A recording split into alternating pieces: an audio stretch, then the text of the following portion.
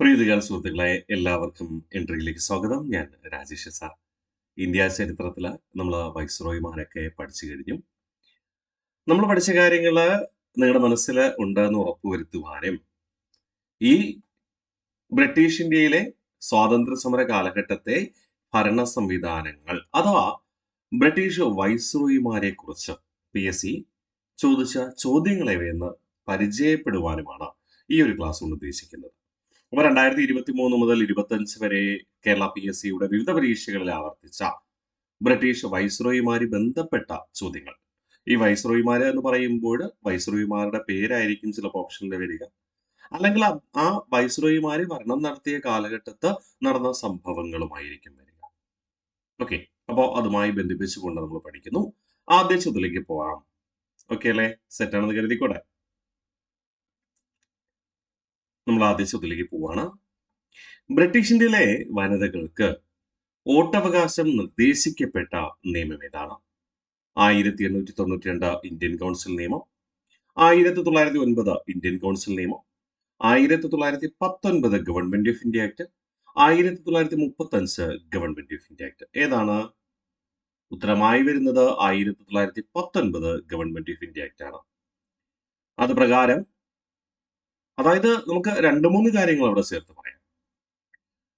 1917 August മാസം 20-ാം തീയതി British പാർലമെന്റിൽ അപ്പോഴത്തെ ഇന്ത്യയുടെ സെക്രട്ടറി ഓഫ് സ്റ്റേറ്റ് ആയിരുന്ന എഡ്വിൻ സാമുവൽ മൊണ്ടേഗു ഒരു പ്രഖ്യാപനം നടത്തി. ഒന്നാം ലോക മഹായുദ്ധത്തിൽ ഇന്ത്യ സഹകരിച്ചാൽ എന്ത് ചെയ്യും? ഒന്നാം ലോക മഹായുദ്ധത്തിന് ശേഷം ഇന്ത്യയിൽ ഉത്തരവാദിത്ത ഭരണം നടപ്പിലാക്കും. എന്താണ് ഈ ഉത്തരവാദിത്ത ഭരണം? സ്വാഭാവികമായിട്ടും ഉത്തരവാദിത്ത ഭരണം എന്ന് പറഞ്ഞാൽ ജനങ്ങളുടെ ഹിതമനുസരിച്ചുകൊണ്ട് ജനങ്ങളുടെ പ്രതിനിധികൾ ഭരണത്തിൽ പങ്കാളിയാക്കുക. മറ്റൊരു തരത്തിൽ പറഞ്ഞാൽ ജനാധിപത്യം. അങ്ങനെ 1917 ഓഗസ്റ്റ് 20-ന് മൊണ്ടേഗു പ്രഖ്യാപിച്ച ഓഗസ്റ്റ് ഡിക്ലറേഷൻ അഥവാ ഓഗസ്റ്റ് വിളംബരം അനുസരിച്ച് ഓഗസ്റ്റ് വിളംബരത്തിന്റെ അടിസ്ഥാനത്തിൽ ബ്രിട്ടീഷ് പാർലമെന്റ് പാസാക്കിയതായിരുന്നുവെന്ന് 1919 ഗവൺമെന്റ് ഓഫ് ഇന്ത്യ ആക്ട്. അപ്പോ ഉത്തരവാദിത്ത ഭരണം നടപ്പിലാക്കണമെങ്കിൽ അഥവാ ജനാധിപത്യ ഭരണം നടപ്പിലാക്കണമെങ്കിൽ എന്ത് വേണം? ജനങ്ങളുടെ പ്രതിനിധികളെ തിരഞ്ഞെടുക്കണം. ആ തിരഞ്ഞെടുപ്പിന് വേണ്ടി ഇലക്ഷൻ നടത്തണം. അപ്പൊ ബ്രിട്ടീഷ് ഇന്ത്യയിൽ ആദ്യമായി തിരഞ്ഞെടുപ്പ് നടത്താൻ നിർദ്ദേശിക്കപ്പെട്ട നിയമവും ഏത് തന്നെ? തിരഞ്ഞെടുപ്പ് നടത്താൻ നിർദ്ദേശിക്കപ്പെട്ട നിയമവും ഏത് തന്നെയാണടാ? 1919 ഗവൺമെന്റ് ഓഫ് ഇന്ത്യ ആക്ട് തന്നെ. ആ തിരഞ്ഞെടുപ്പിൽ ജനങ്ങളുടെ എല്ലാവരുടെയും പങ്കാളിത്തം ആവശ്യമാണ് എന്ന് പറഞ്ഞുകൊണ്ട് വനിതകൾക്ക് വോട്ടവകാശം ഏർപ്പെടുത്തിയതും ഈ നിയമം അനുസരിച്ച്. ഇമ്പോർട്ടന്റ് ആണ്, മറക്കരുത്. നമ്മൾ പഠിപ്പിച്ചിട്ടുണ്ട്, എങ്കിലും ഒന്ന് ഓർമ്മിപ്പിക്കുന്നതാണ്. ഓക്കെ, അടുത്ത ചോദ്യത്തിലേക്ക് പോവാം. ഇത് നിങ്ങൾ 2 സ്ഥലത്ത് പഠിക്കും. ഇന്ത്യൻ ഹിസ്റ്ററിയിൽ വൈസ്രോയിമാരെ കുറിച്ച് പഠിക്കുമ്പോഴും പഠിക്കും. പിന്നീട് നമ്മുടെ ഈ 1917 ഓഗസ്റ്റ് വിളംബരം ദേശീയ പ്രസ്ഥാനത്തിന്റെ ഭാഗമായി നമ്മൾ പഠിക്കും. ആ സമയത്ത് പഠിക്കും. ഇത് കൂടാതെ ഇന്ത്യൻ കോൺസ്റ്റിറ്റ്യൂഷൻ നിങ്ങൾ പഠിക്കുമ്പോൾ ബ്രിട്ടീഷ് ഭരണകാലഘട്ടത്ത് ഇന്ത്യക്ക് വേണ്ടി ബ്രിട്ടീഷ് പാർലമെന്റ് പാസാക്കിയ പ്രധാന നിയമങ്ങൾ പഠിക്കുമ്പോൾ അവിടെയും ഇത് നിങ്ങൾ പഠിക്കുന്നതാണ്. അത്രയും പ്രാധാന്യമുള്ളതാണ് ഈ ബ്രിട്ടീഷ് പാർലമെന്റ് ഇന്ത്യക്ക് വേണ്ടി പാസാക്കിയ നിയമങ്ങൾ. അത് ആധികാരികമായി തന്നെ പഠിച്ചുറപ്പിക്കണം കേട്ടോ. അടുത്ത ചോദ്യത്തിലേക്ക് പോവാം. സ്വതന്ത്ര ഇന്ത്യയുടെ ആദ്യത്തെ ഗവർണർ ജനറൽ ആരാണ്? സ്വതന്ത്ര ഇന്ത്യയുടെ ആദ്യ ഗവർണർ ജനറൽ ആരാണ്? ഓപ്ഷൻ എ ജവഹർലാൽ നെഹ്റു ആണോ? അല്ല, അദ്ദേഹം സ്വതന്ത്ര ഇന്ത്യയുടെ ആദ്യ പ്രധാനമന്ത്രിയായിരുന്നു. ഡോക്ടർ രാജേന്ദ്ര പ്രസാദ്, അദ്ദേഹം സ്വതന്ത്ര ഇന്ത്യയുടെ ആദ്യ പ്രസിഡന്റ് ആയിരുന്നു. അല്ലെ? സ്വതന്ത്ര ഇന്ത്യയുടെ ഭരണഘടനാ നിർമ്മാണ സമിതിയുടെ പ്രസിഡന്റും ഭരണഘടന നിലവിൽ വന്ന 1950 ജനുവരി 26 തൊട്ട് 1950 ജനുവരി 26 തൊട്ട് അദ്ദേഹം ഇന്ത്യയുടെ പ്രസിഡന്റായി. മൗണ്ട് ബാറ്റൻ ആണോ? 1947 ഓഗസ്റ്റ് 15 മുതൽ 1948 ജൂൺ മാസം 20 വരെ അദ്ദേഹം ഗവർണർ ജനറൽ ആയിരുന്നു.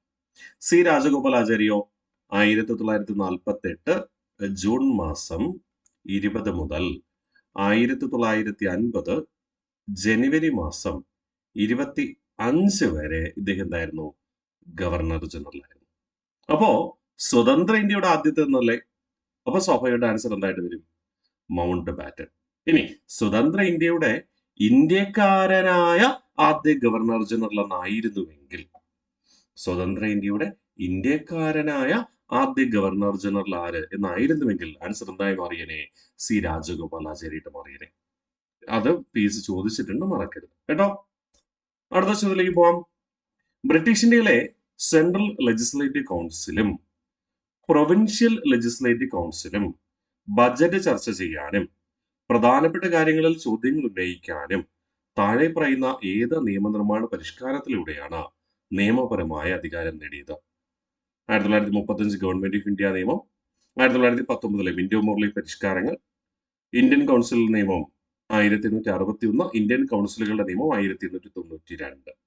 ഇതിൽ നിങ്ങൾ എവിടെയാണ് ഈ provincial legislative council, central legislative council പ്രവിശ്യകളിൽ നിയമനിർമ്മാണത്തിന് അധികാരം നൽകുന്നു എന്ന കാഴ്ചപ്പാടോടുകൂടി പഠിച്ചത്? പ്രവിശ്യകൾ നിയമനിർമ്മാണവുമായി ബന്ധപ്പെട്ട് അധികാരം നൽകുന്നു എന്ന രീതിയിൽ പഠിച്ചത്? യെസ്, 1892 ഇന്ത്യൻ കൗൺസിൽ നിയമത്തിലാണ് ഡഫറിൻ പ്രഭുവിന്റെ നിർദ്ദേശപ്രകാരം പാസാക്കപ്പെട്ടതും 1892 ലാൻസ് ഡൗൺ പ്രഭുവിന്റെ കാലഘട്ടത്തിൽ പാസാക്കിയതുമായ നിയമം. ഡഫറിൻ പ്രഭുവിന്റെ നിർദ്ദേശങ്ങളായിരുന്നു ഈ നിയമത്തിൽ ഉണ്ടായിരുന്നത്. ആരുടെ കാലഘട്ടത്തിലാണ് പാസ്സാക്കുന്നത്? ലാൻസ് ഡൗണിന്റെ കാലഘട്ടത്തിൽ. ഓക്കെ, അപ്പോ 1892 പറയുന്ന നിയമത്തിൽ പറയുന്ന നിർദ്ദേശങ്ങൾ ആദ്യമായി നൽകുന്ന ഡഫറിൻ പ്രഭുവാണ്. ഡഫറിൻ പ്രഭുവിന്റെ നിർദ്ദേശപ്രകാരമാണ് നിയമം ഡ്രാഫ്റ്റ് ചെയ്യുന്നത്. പക്ഷെ നിയമം പാസ്സാക്കി പ്രാബല്യത്തിൽ വന്നത് ആരുടെ കാലഘട്ടത്തിൽ? ലാൻസ് ഡൗൺ പ്രഭുവിന്റെ കാലഘട്ടത്തിൽ. അത് മനസ്സിലുണ്ടാകണം. അടുത്ത ചോദ്യത്തിലേക്ക് പോവാം. ഈസ്റ്റ് ഇന്ത്യ കമ്പനിയിൽ നിന്നും ഇന്ത്യയുടെ ഭരണം ബ്രിട്ടൻ ഏറ്റെടുത്തത് ഏത് വർഷമായിരുന്നു? ഈസ്റ്റ് ഇന്ത്യ കമ്പനിയിൽ നിന്നും ഇന്ത്യയുടെ ഭരണം ബ്രിട്ടൻ ഏറ്റെടുത്തത് ഏത് വർഷമായിരുന്നു? നമുക്കറിയാം, 1858. ഏത് നിയമം അനുസരിച്ച്? 1858 ബ്രിട്ടീഷ് പാർലമെന്റ് അഥവാ ഇംഗ്ലീഷ് പാർലമെന്റ് പാസാക്കിയ 1858 ഗവൺമെന്റ് ഓഫ് ഇന്ത്യ ആക്ട് പ്രകാരം ആ സമയത്ത് ബ്രിട്ടീഷ് രാജ്ഞി വിക്ടോറിയ രാജ്ഞി ആയതുകൊണ്ട് ഈ 1858 ഗവൺമെന്റ് ഓഫ് ഇന്ത്യ ആക്ടിനെ വിക്ടോറിയ രാജ്ഞിയുടെ വിളംബരം എന്ന് വിശേഷിപ്പിക്കുന്നു. വിക്ടോറിയ രാജ്ഞിയുടെ വിളംബരം എന്ന് വിശേഷിപ്പിക്കുന്നു. ശരിയാണേ? ഇനി ഈ നിയമത്തെ ബ്രിട്ടീഷ് പാർലമെന്റ് പാസാക്കുന്ന അവസരത്തില് ഈസ്റ്റ് ഇന്ത്യ കമ്പനിയുടെ ദുർഭരണത്തിൽ നിന്നും ഇന്ത്യയെ ബ്രിട്ടീഷ് പാർലമെന്റ് ഏറ്റെടുക്കുന്നു എന്ന അർത്ഥത്തിലാണ് പാസാക്കുക. അതുകൊണ്ട് തന്നെ ഈ നിയമത്തെ എന്തെന്ന് വിശേഷിപ്പിക്കാറുണ്ട്? ഇന്ത്യൻ ജനതയുടെ മാഗ്ന കാർട്ട അഥവാ പ്രമാണരേഖ, പൗരാവകാശങ്ങളുടെ അടിസ്ഥാനം എന്ന അർത്ഥത്തിൽ ഇന്ത്യൻ ജനതയുടെ മാഗ്ന കാർട്ട എന്നറിയപ്പെടുന്നതും ഏത് നിയമം തന്നെ? 1858 ബ്രിട്ടീഷ് പാർലമെന്റ് പാസാക്കിയ ഗവൺമെന്റ് ഓഫ് ഇന്ത്യ. ഈ നിയമപ്രകാരമാണ് ഇന്ത്യയിൽ ബ്രിട്ടീഷ് ഈസ്റ്റ് ഇന്ത്യ കമ്പനിയുടെ ഭരണം അവസാനിപ്പിക്കുകയും പകരം ബ്രിട്ടീഷ് പാർലമെന്റിന് നേരിട്ടുള്ള ഭരണത്തിന് കീഴിലായി മാറുകയും ചെയ്യുക. ബ്രിട്ടീഷ് പാർലമെന്റിന്റെ പരമാധികാരി, നാമമാത്ര പരമാധികാരി ബ്രിട്ടീഷ് രാജ്ഞി അല്ലെങ്കിൽ രാജാവായിരിക്കും. അതുകൊണ്ട് വേണമെങ്കിൽ ഇതിന് മറ്റൊരു തരത്തിൽ ചോദിക്കാം, ഇന്ത്യയുടെ ഭരണം ബ്രിട്ടീഷ് രാജാവിന്റെ അഥവാ ബ്രിട്ടീഷ് രാജ്ഞിയുടെ കീഴിലാകാൻ കാരണമായ നിയമം എന്ന് ചോദിച്ചാലും ഇത് തന്നെയാണ് 1858 ഗവൺമെന്റ് ഓഫ് ഇന്ത്യ ആക്ട്. സെറ്റാണേ? അടുത്ത ചോദ്യത്തിലേക്ക് പോവാം. ബംഗാൾ വിഭജനം നടത്തിയ ബ്രിട്ടീഷ് വൈസ്രോയി ആരാണ്? ഓപ്ഷൻ എ കഴ്സൺ പ്രഭു, ഓപ്ഷൻ ബി റിപ്പൺ പ്രഭു, ഓപ്ഷൻ സി മൗണ്ട് ബാറ്റൻ പ്രഭു, ഓപ്ഷൻ ഡി ഇർവിൻ പ്രഭു. ആരാണ് ബംഗാൾ വിഭജനം? ഓപ്ഷൻ എ കഴ്സൺ പ്രഭു ആണ്. കഴ്സൺ പ്രഭു ബംഗാൾ വിഭജനം പ്രഖ്യാപിച്ചത് 1905 ജൂലൈ മാസം 20 ആയിരുന്നു. ബംഗാൾ വിഭജനം പ്രാബല്യത്തിൽ വന്നത്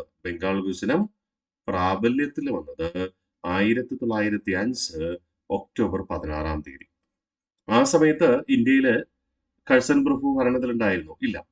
കഴ്സൺ പ്രഭു ആകട്ടെ 1905 ഓഗസ്റ്റ് മാസം 6 രാജിവെച്ചു.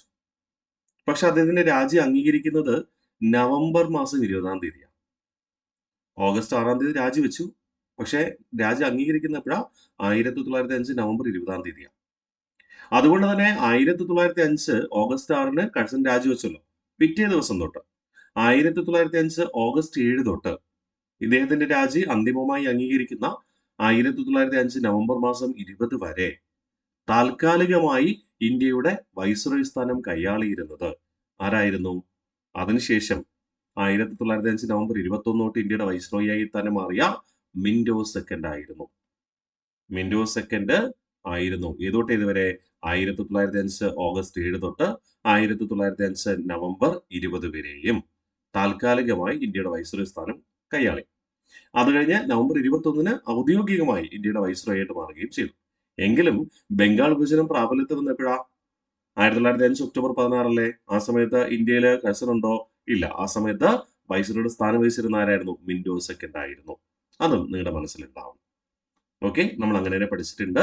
മിന്റോ പ്രഭുവിന്റെ കാലഘട്ടത്താണ് എന്ത് ചെയ്തത്? ബംഗാൾ വിഭജനം പ്രാബല്യത്തിൽ വന്നത്. ബംഗാൾ വിഭജനം പ്രഖ്യാപിച്ചതാകട്ടെ 1905 ജൂലൈ 20-ാം തീയതി.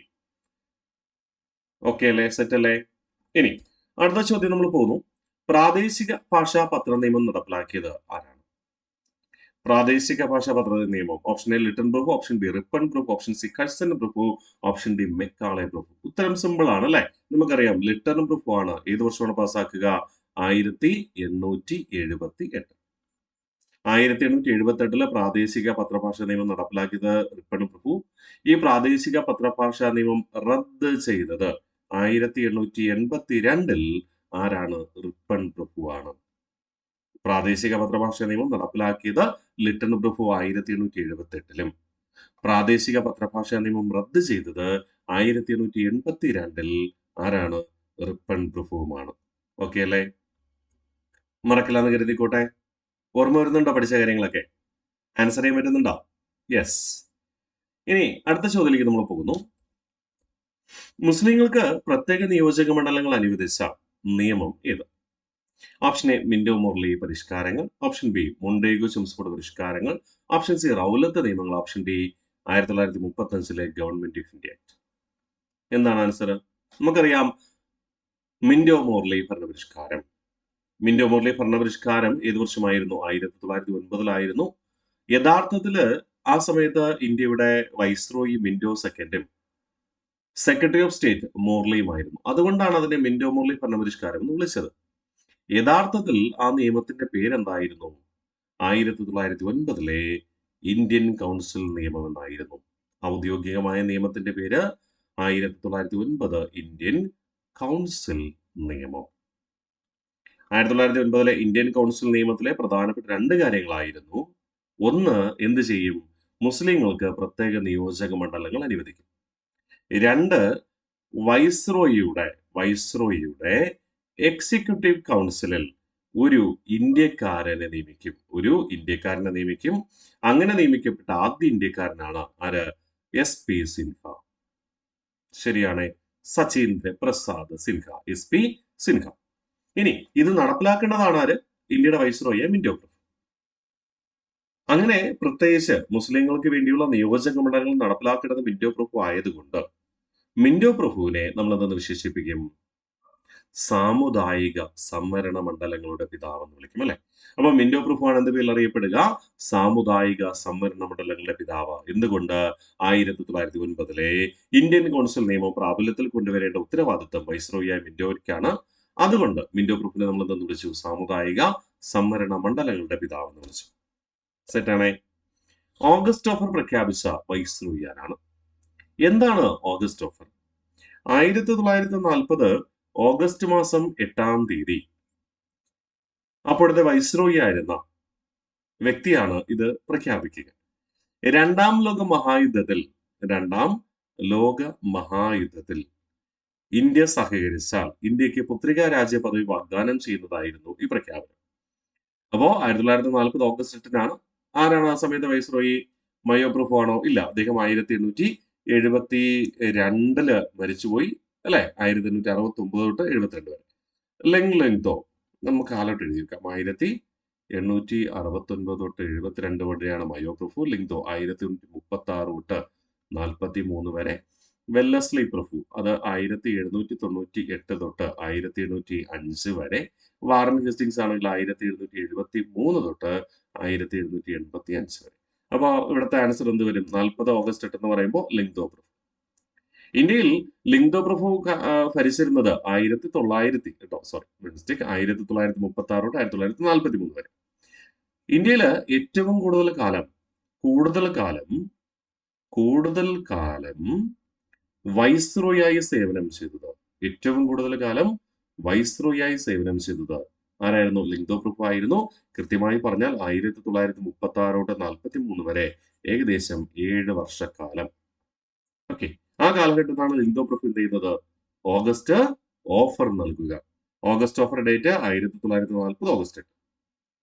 രണ്ടാം ലോക മഹായുദ്ധത്തിൽ ഇന്ത്യയുടെ സഹകരണമുണ്ട് എങ്കിൽ രണ്ടാം ലോക മഹായുദ്ധം അവസാനിച്ചതിന് ശേഷം ഇന്ത്യക്ക് പത്രികാരാജപതി നൽകും. കുറച്ചു മുമ്പ് നമ്മൾ പറഞ്ഞിട്ടുണ്ടായിരുന്നു അല്ലെ, ഓഗസ്റ്റ് ഡിക്ലറേഷൻ, ഓഗസ്റ്റ് വിളംബരം. ഓഗസ്റ്റ് വിളംബരം എന്തായിരുന്നു? 1917 ഓഗസ്റ്റ് 20. ഒന്നാം ലോക മഹായുദ്ധത്തിൽ ഇന്ത്യ സഹകരിച്ചാൽ ഒന്നാം ലോക മഹായുദ്ധാനന്തരം ഇന്ത്യയിൽ എന്ത് ചെയ്യും? ഉത്തരവാദിത്വ ഭരണം അനുവദിക്കും. അതിനുവേണ്ടി പാസ്സാക്കപ്പെട്ടതായിരുന്നു 1919 ഗവൺമെന്റ് ഓഫ് ഇന്ത്യ ആക്ട്. നമ്മൾ പഠിച്ചിരുന്നു അല്ലെ. അടുത്ത ചോദ്യം, ബംഗാളിനെ രണ്ടായി വിഭജിച്ച വൈസ്രോയി ആരാണ്? Option A Wellington group, option B Macaulay group, option C Curzon group, option D general Dyer. ഈ ബംഗാൾ വിഭജനത്തിന് തന്നെ PSC മറ്റൊന്നായിട്ട് ചോദിച്ചു, ബംഗാളിനെ രണ്ടായി വിഭജിച്ച വൈസ്രോയി ആരാണ്? കഴ്സൺ ഗ്രൂപ്പ് ആണ് അല്ലെ. യെസ്, അടുത്ത ചോദ്യത്തിലേക്ക് നമുക്ക് പോവാം. നീൽ ദർപ്പൺ രചിച്ചതാരാണ്? നീൽ ദർപ്പൺ എന്ന് പറയുന്നത് രചിച്ചതാരാണ്? ബങ്കിം ചന്ദ്ര ചാറ്റർജി ആണോ, ദീനബന്ധു മിത്രയാണോ, ശരത് ചന്ദ്ര ചാറ്റർജി ആണോ, രവീന്ദ്രനാഥ് ടാഗോർ? ദീനബന്ധു മിത്ര. ഓപ്ഷൻ ബി ആണ് ദീനബന്ധു മിത്ര. എന്തിനെ ആസ്പദമാക്കിയിട്ടാണ് നീൽ ദർപ്പൺ രചിച്ചത്? 1859 മുതൽ ഏകദേശം 61 വരെയുള്ള കാലഘട്ടത്ത്, അല്ലെങ്കിൽ 1859 60 കാലഘട്ടത്ത്, അല്ലെങ്കിൽ 1859 ആരംഭിച്ച ബംഗാളിലെ നീലം കർഷകരുടെ സമരത്തെ ഇന്ത്യ ഒട്ടാകെ അറിയിക്കാൻ കാരണമായത് ഈ ദീനബന്ധു മിത്രയുടെ നീൽ ദർപ്പൺ എന്ന രചനയാണ്. അപ്പൊ ബംഗാളിൽ നീലം കർഷക സമരം നടന്നത് 1859 ആരംഭിച്ചു, 61 അവസാനിക്കുക. 59 കാലഘട്ടത്ത് ഭരണാധികാരി ആരായിരുന്നു? കാനിങ് പ്രഭു ആയിരുന്നു. അപ്പൊ കാനിങ് പ്രഭുവിന്റെ കാലഘട്ടത്താണ് ബംഗാളിലെ നീലം കർഷക സമരം നടക്കുക. ആ നീലം കർഷക സമരത്തെ ലോകത്തൊട്ടാകെ അറിയിക്കാൻ ശ്രമിച്ചത് ദീനബന്ധു മിത്ര. അതിന് കാരണമായത് നീൽ ദർപ്പൺ എന്ന നോവലാണ്. ഓക്കെ ആണേ? യെസ്, അറിയാവുന്ന കാര്യമാണ് അല്ലെ. അടുത്ത 1937 പ്രവിശ്യകളിലേക്ക് നടന്ന ആദ്യ തെരഞ്ഞെടുപ്പിൽ ഇന്ത്യൻ നാഷണൽ കോൺഗ്രസ് എത്ര പ്രവിശ്യകളിലാണ് ഗവൺമെന്റ് രൂപീകരിച്ചത്? 1937 ഇലക്ഷൻ നടന്നത് മൊത്തം 11 പ്രവിശ്യകളിലായിരുന്നു. അതിൽ 2 പ്രവിശ്യകള് മുസ്ലിം ലീഗ് ഭരണം നടത്തി, ബാക്കി 9 ഇന്ത്യൻ നാഷണൽ കോൺഗ്രസ്. അപ്പൊ എത്രയാണ്? 9. അപ്പൊ നിങ്ങൾ മനസ്സിലാക്കേണ്ട കാര്യം ഇതാണ്, 1935 ഗവൺമെന്റ് ഓഫ് ഇന്ത്യ ആക്ട് പ്രകാരമാണ് എന്ത് ചെയ്യുന്നത്? 1937 പ്രവിശ്യകളിൽ തെരഞ്ഞെടുപ്പ് നടത്തുക. അപ്പൊ PSC മറ്റൊരു ചോദ്യം കൂടെ ചിലപ്പോൾ ചോദിച്ചേക്കാം. 1935 ഗവൺമെന്റ് ഓഫ് ഇന്ത്യ ആക്ട് പ്രാബല്യത്തിൽ 37 ആണല്ലോ, അല്ലെങ്കിൽ പാസ്സാക്കിയപ്പോൾ 35 ഇന്ത്യയിൽ എത്ര പ്രവിശ്യകൾ ഉണ്ടായിരുന്നു? 11 പ്രവിശ്യകൾ ഉണ്ടായിരുന്നു. എന്നാൽ അതോടൊപ്പം ചേർത്ത് പഠിക്കേണ്ട ഒരു കാര്യം കൂടെ ഉണ്ട്. 1905 ബംഗാൾ വിഭജന സമയത്ത് ഇന്ത്യയിൽ എത്ര പ്രവിശ്യകൾ ഉണ്ടായിരുന്നു? 8 പ്രവിശ്യകൾ ഉണ്ടായിരുന്നു. ആ ബംഗാൾ വിഭജനത്തിനെതിരായി രൂപം കൊണ്ട ഒരു പ്രസ്ഥാനമായിരുന്നു എന്ത്? സ്വദേശി പ്രസ്ഥാനം. നമ്മൾ പിന്നീട് ദേശീയ പ്രസ്ഥാനം പഠിക്കുമ്പോൾ പഠിക്കേണ്ടതാണ് കേട്ടോ, സ്വദേശി പ്രസ്ഥാനം. ഈ സ്വദേശി പ്രസ്ഥാനത്തിന്റെ ആശയങ്ങൾ പ്രചരിപ്പിക്കുവാനായിട്ട് മാഡം ഭിക്കാജി കാമ ഉൾപ്പെടെയുള്ള വ്യക്തികൾ പതാക ഉയർത്തിയിരുന്നു. ആ പതാകയില് ഈ 8 പ്രവിശ്യകളെ സൂചിപ്പിക്കുവാനാണ് ആ പതാകയുടെ ഏറ്റവും മുകളിലായിട്ട് 8 താമരകൾ ചിത്രീകരിച്ചിരുന്നത് അല്ലെ. അത് വെച്ചിട്ട് നമ്മൾ ലിങ്ക് ചെയ്യുക. 1905 ബംഗാൾ വിഭജന കാലഘട്ടത്ത് 8 പ്രവിശ്യകൾ ഉണ്ടായിരുന്നു. 1935 ഗവൺമെന്റ് ഓഫ് ഇന്ത്യ ആക്ട് പാസ്സാക്കുന്ന 1935 ഈ 1935 ഗവൺമെന്റ് ഓഫ് ഇന്ത്യ ആക്ട് പ്രാബല്യത്തിൽ വന്ന 1937 ഇന്ത്യയിൽ എത്ര പ്രവിശ്യകൾ ഉണ്ടായിരുന്നു? 11 പ്രവിശ്യകൾ. ഈ 37 തെരഞ്ഞെടുപ്പിൽ 11 പ്രവിശ്യകളിൽ ഇലക്ഷൻ നടന്നു. 9 കോൺഗ്രസ് അധികാരത്തിൽ വന്ന്, 2 മുസ്ലിം ലീഗും. 1939 രണ്ടാം ലോക മഹായുദ്ധത്തിൽ ഇന്ത്യക്കാരുടെ സമ്മതമില്ലാതെ ഇന്ത്യയെ ബ്രിട്ടന്റെ ചേരിയിലേക്ക് പ്രഖ്യാപിച്ചു എന്ന് പറഞ്ഞുകൊണ്ട് ഈ എല്ലാ പ്രവിശ്യയിലെയും ഇന്ത്യക്കാരായ വ്യക്തികൾ അഥവാ ജനങ്ങൾ രാജിവെച്ച് ഒഴിയുകയും ചെയ്തു. 37 അധികാരത്തിൽ വന്നെങ്കിലും 39 എന്ത് ചെയ്തു? അവര് രാജിവെച്ചു എന്ന കാര്യം മറക്കരുത്. അടുത്ത ചോദ്യത്തിലേക്ക് പോവാം. അഖിലേന്ത്യാ കിസാൻ സഭ ആരംഭിച്ചത് ആരാണ്? അഖിലേന്ത്യാ കിസാൻ സഭ ആരംഭിച്ചത് option A Gandhiji, option B Sardar Patel, option C Rajagopal Achari, option D Swami Sahajananda. തീർച്ചയായിട്ടും ഓപ്ഷൻ ഡി ആണ് സ്വാമി സഹജാനന്ദ സരസ്വതി. സ്വാമി സഹജാനന്ദ സരസ്വതിയും കൂടാതെ എൻ ജി ഇരങ്ക എന്നിവർ ചേർന്നാണ് എന്താരംഭിക്കുന്നത്? 1936 എന്താരംഭിച്ചത്? അഖിലേന്ത്യാ കിസാൻ സഭ ആരംഭിക്കുക. അഖിലേന്ത്യാ കിസാൻ സഭ മറക്കരുത്. 1936 ആരൊക്കെ? സ്വാമി സഹജാനന്ദ സരസ്വതി കൂടാതെ എൻ ജി രംഗയും. ഓക്കെ. ഇന്ത്യൻ വർത്തമാന പത്രങ്ങളെ നിയന്ത്രിക്കാൻ വേണ്ടി പ്രാദേശിക പത്രഭാഷാ നിയമം നടപ്പിലാക്കിയതാരാണ്? പ്രാദേശിക പത്രഭാഷാ നിയമം അഥവാ vernacular press act. Option A Lytton പ്രഭു, ഓപ്ഷൻ ബി മെക്കാളെ പ്രഭു, ഓപ്ഷൻ സി മൗണ്ട് ബാറ്റൻ പ്രഭു, ഓപ്ഷൻ ഡി കാനിങ് പ്രഭു. ആരാണ്? യെസ്, 1878 ലിട്ടൺ പ്രഭു ആണ്. 1878 ലിട്ടൺ പ്രഭു തന്നെയാണ് എന്ത് ചെയ്യുന്നത്? പ്രാദേശിക പത്രഭാഷാ നിയമം നടപ്പിലാക്കുക. ഈ പ്രാദേശിക പത്രഭാഷാ നിയമം പിന്നീട് റദ്ദ് ചെയ്യുന്നത് 1882 റിപ്പൺ പ്രഭുവുമാണ്. ഈ പ്രാദേശിക പത്രഭാഷാ നിയമം പാസ്സാക്കാനുള്ള കാരണം എന്താണ്? 1877 വിക്ടോറിയ രാജ്ഞിയോടുള്ള ആദരസൂചകമായി ഡൽഹിയിൽ വെച്ച് ലിട്ടൺ പ്രഭു ഗ്രാൻഡ് ദർബാർ നടത്തി. ഈ ഗ്രാൻഡ് ദർബാർ നടക്കുന്ന സമയത്ത് ബംഗാളിലും ബീഹാറിലും അതിരൂക്ഷമായ ക്ഷാമം അനുഭവപ്പെടുകയായിരുന്നു. ആ ക്ഷാമ കാലഘട്ടത്ത് അനാവശ്യമായി ആർഭാടം കാണിച്ചുവെന്നും സമ്പത്ത് ചിലവഴിച്ചുവെന്നും ഇന്ത്യയിലെ പ്രാദേശിക പത്രങ്ങൾ ആ സമയത്തെ വൈസ്രോയി ആയിരുന്ന ലിട്ടൺ പ്രഭുവിനെതിരെ ലേഖനങ്ങൾ എഴുതി. ആ ലേഖനങ്ങളാണ് ആരെ ചൊടിപ്പിക്കുന്നത്? ലിട്ടൺ പ്രഭുവിനെ ചൊടിപ്പിക്കുന്നതും ഇന്ത്യയിലെ വർത്തമാന പത്രങ്ങളെ എന്ത് ചെയ്തു? നിയന്ത്രിക്കാൻ വേണ്ടി പ്രാദേശിക പത്രഭാഷ നിയമം പാസ്സാക്കുകയും ചെയ്തു. ഓക്കെ അല്ലേ? അപ്പൊ ഇവിടുത്തെ ആൻസർ എന്ന് പറയുന്നത് എന്താണ്? ലിട്ടൺ പ്രഭു ആണ്. ബംഗാളിലെ കർഷകർ നടത്തിയ സന്യാസി കലാപം പ്രമേയമാക്കി രചിച്ച നോവൽ ഏതാണ്? Option A Neeldarpan, option B Gitanjali, option C ഗ്രാമീണ ചെണ്ടക്കാരൻ, ഓപ്ഷൻ ഡി ആനന്ദമഠം. ഇതിൽ നീൽദർപ്പൺ എന്ന് പറയുന്നത് ബംഗാളിലെ നീലം കർഷക സമരത്തെ ആസ്പദമാക്കിയുള്ള നോവലാണ്. ഗീതാഞ്ജലി എന്ന് പറയുന്ന ടാഗോറിന്റെ കൃതിയാണ്. ഗ്രാമീണ ചെണ്ടക്കാരൻ എന്ന് പറയുന്നത് കൃതിയല്ല, അത് ചിത്രമാണ്. നന്ദലാൽ ബോസിന്റെ ചിത്രമാണ് അല്ലെ. പിന്നെ ആനന്ദമഠം എന്ന് പറയുന്നത് അത് നോവലാണ്. ആരുടെ? ബങ്കിം ചന്ദ്ര ചാറ്റർജിയുടെ സന്യാസി കലാപത്തെ ആസ്പദമാക്കിയുള്ള നോവലാണ് ആനന്ദമഠം. ആ ആനന്ദമഠത്തിൽ ഉള്ളില് ഫവാനന്ദൻ, ആനന്ദമഠം എന്ന നോവലില് ഫവാനന്ദൻ എന്ന ബാലൻ ആലപിക്കുന്ന ഗാനമാണ് വന്ദേ മാതരം. ഓക്കെ. ഈ ആനന്ദമഠം നോവൽ പ്രസിദ്ധീകരിക്കുന്നത് 1882 എന്നാൽ സന്യാസി കലാപം 82 അല്ല, 17, 18, 19 നൂറ്റാണ്ടുകളിൽ കുറേ കാലഘട്ടം നീണ്ടുന്ന ഒരു പ്രക്ഷോഭമായിരുന്നു സന്യാസി കലാപം എന്ന് പറയുന്നത്.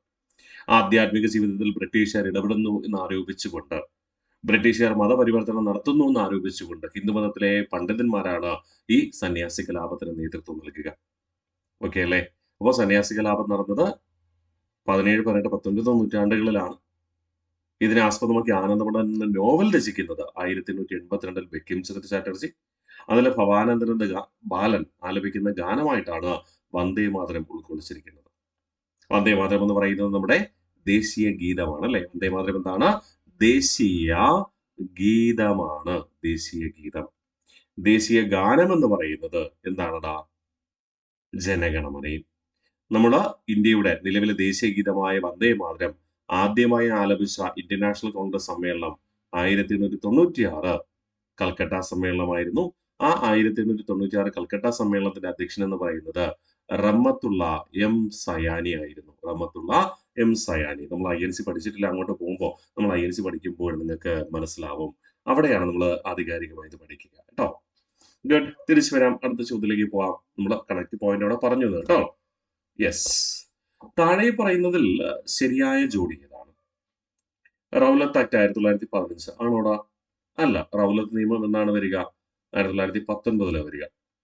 1919 വരിക. 15 തെറ്റാണ്. ദണ്ഡി മാർച്ച് 1930. അതെ, തീർച്ചയായിട്ടും നിയമലംഘന പ്രസ്ഥാനത്തിന്റെ ഭാഗമായുള്ള ആദ്യ സമരമായിരുന്നു ഉപ്പ് സത്യാഗ്രഹം അഥവാ ദണ്ഡി മാർച്ച്. അത് കറക്റ്റാണ്. സൈമൺ കമ്മീഷൻ ഇന്ത്യയിൽ എത്തിയത് 28. അതെ, തീർച്ചയായിട്ടും. എന്നാൽ സൈമൺ കമ്മീഷൻ രൂപീകരിക്കപ്പെട്ടത് 1927 എന്നതും മനസ്സിലുണ്ടാവട്ടെ. ഇനി ഗാന്ധി ഇർവിൻ ഉടമ്പടി 1931. ശരിയാണല്ലോ. അത് ശരിയാണ്. ഗാന്ധി ഇർവിൻ ഉടമ്പടി അറിയപ്പെടുന്ന മറ്റൊരു പേരാണ് ഡൽഹി ഉടമ്പടി. എന്തിനു വേണ്ടിയായിരുന്നു ഗാന്ധി ഇർവിൻ ഉടമ്പടി? രണ്ടാം വട്ടമേശ സമ്മേളനത്തിൽ ഇന്ത്യൻ നാഷണൽ കോൺഗ്രസും അതോടൊപ്പം ഗാന്ധിജിയും പങ്കെടുക്കുന്നതിന് വേണ്ടി ഇർവിൻ പ്രഭു നിർബന്ധിപ്പിച്ച് ഒപ്പുവെച്ച ഉടമ്പടിയാണ് ഗാന്ധി ഇർവിൻ ഉടമ്പടി. ഇത് പ്രകാരം ഗാന്ധിജി നിയമലംഘന പ്രസ്ഥാനം താൽക്കാലികമായി നിർത്തിവെക്കുകയും രണ്ടാം വട്ടമേശ സമ്മേളനത്തിലേക്ക് പങ്കെടുക്കുകയും ചെയ്തു. അപ്പൊ ഇതിൽ തെറ്റായത് ഒന്നാമത്തെ മാത്രമാണ്. ശരിയായ ജോഡിയല്ലേ പറയുന്നേ? അപ്പോ 2 ശരിയാണ്, 3 ശരിയാണ്, 4 ശരിയാണ്. 2, 3, 4. അപ്പൊ ഓപ്ഷൻ ഡി ആണ് ഇവിടുത്തെ കറക്റ്റ് ആൻസർ എന്ന് പറയാം. ഓക്കെ. ജാലിയൻവാല ബാഗ് കൂട്ടക്കൊലയെ കുറിച്ച് അന്വേഷിക്കാൻ നിയമിച്ച കമ്മീഷൻ ഏതാണ്? മുഖർജി കമ്മീഷൻ ആണോ? അല്ല. ഹണ്ടർ കമ്മീഷൻ ആണോ? അതെ, തീർച്ചയായിട്ടും. കോത്താരി കമ്മീഷൻ ആണോ? അല്ല. വില്യം ലോഗൻ കമ്മീഷൻ ആണോ? അല്ല. അപ്പോൾ ഹണ്ടർ കമ്മീഷൻ ആണ് ഇവിടെ ശരി. ഹണ്ടർ കമ്മീഷനെ നിയമിച്ചത് 1919 റിപ്പോർട്ട് സമർപ്പിച്ചത് 1922. ഓക്കെ. അപ്പൊ ഹണ്ടർ കമ്മീഷനെ നിയമിക്കുന്നത് 1919 ആരുടെ കാലഘട്ടത്ത്? ചെംസ്ഫോർഡിന്റെ കാലഘട്ടത്താണ് കമ്മിറ്റി നിയമിക്കുന്നത്. റിപ്പോർട്ട് സമർപ്പിച്ചത് 1922. ആരുടെ കാലഘട്ടത്ത്? റീഡിംഗ് പ്രഭുവിന്റെ കാലഘട്ടത്തിൽ. ഈ ഹണ്ടർ അന്വേഷണ കമ്മീഷൻ റിപ്പോർട്ട് സമർപ്പിച്ചപ്പോ ബ്രിട്ടീഷുകാരുടെ ഭാഗത്ത് ഒരു കുറ്റകൃത്യവുമില്ല, ഒരു തെറ്റുമില്ല എന്നാണ് റിപ്പോർട്ട് പ്രസിദ്ധീകരിച്ചത്. ബ്രിട്ടീഷുകാരുടെ ഭാഗത്ത് ഒരു തെറ്റുമില്ല, ഇന്ത്യക്കാര് കാരണമാണ് ജാലിയൻവാല ബാഗ് കൂട്ടക്കൊല സംഭവിച്ചത് എന്നതായിരുന്നു പ്രഖ്യാപനം. അതുകൊണ്ട് ഗാന്ധിജി ഇതിനെ വിമർശിച്ചുകൊണ്ട് ഈ ഹണ്ടർ കമ്മീഷൻ റിപ്പോർട്ടിനെ എന്തെന്ന് വിളിച്ചു? വെള്ളപൂശൽ എന്ന് വിളിച്ചു. അപ്പൊ ഗാന്ധിജി വെള്ളപൂശൽ എന്ന് വിശേഷിപ്പിച്ചത് ഏത് റിപ്പോർട്ടിനെ? ജാലിയൻവാല ബാഗ് അന്വേഷണ കമ്മീഷനായ ഹണ്ടർ കമ്മീഷനെ.